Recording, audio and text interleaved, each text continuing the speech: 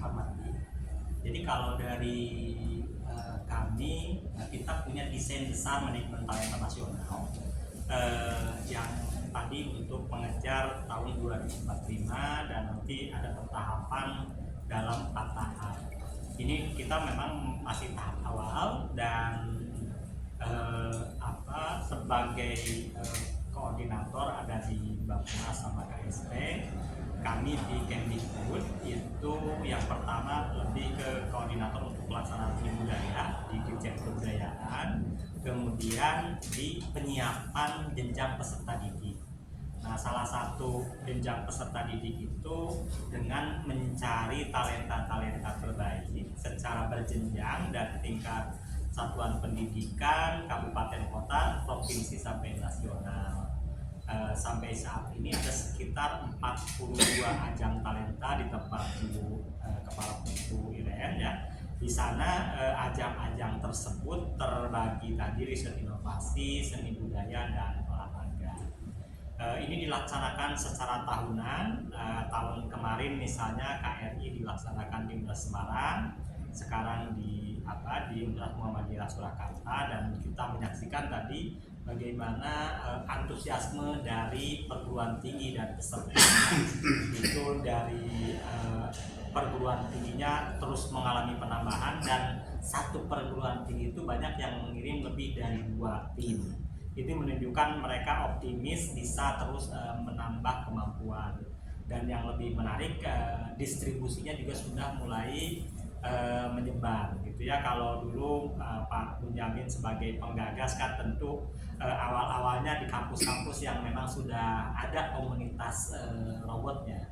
Sekarang hampir seluruh pelosok sudah mulai ada tim-tim untuk lomba robotik ini. Jadi ada termasuk di dalamnya di kontes robotik itu kan tadi ada dari Papua, ada dari Maluku, ada dari Sulawesi, jadi sudah mewakili Indonesia. Nah, mudah-mudahan ini juga nanti bisa terekspos. Jadi kalau tadi dari sisi Pak Hector, ini kampus UNS kan terekspos karena yang nungguin terutama nanti pengumuman pemenang itu pasti viewernya di atas puluhan ribu bahkan ratusan ribu ya, karena mereka ingin tahu sih kampus mana yang sekarang kuat di robotik, dan alhamdulillah bergeser-geser gitu ya, dari mulai baik negeri swasta maupun vokasi dan akademik.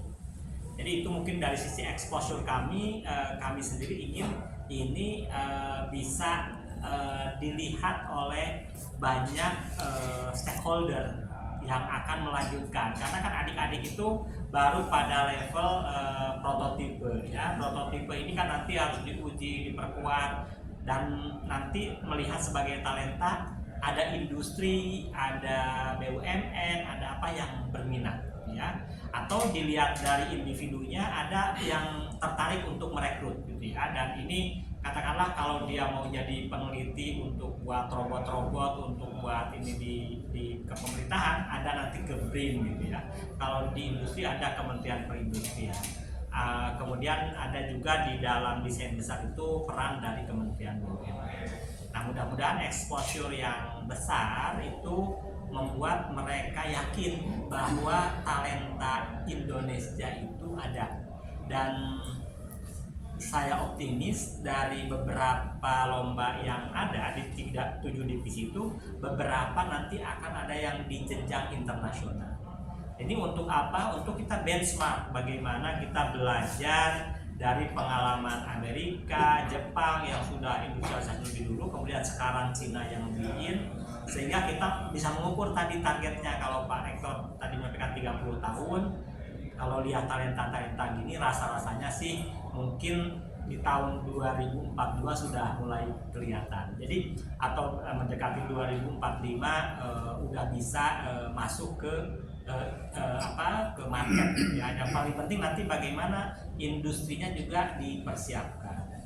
Barangkali itu yang harapan kami sesuai amanat yang ada di dalam desain besar manajemen talenta. Terima kasih. Sebelum ke Prof. Yamin mungkin ada tambahan.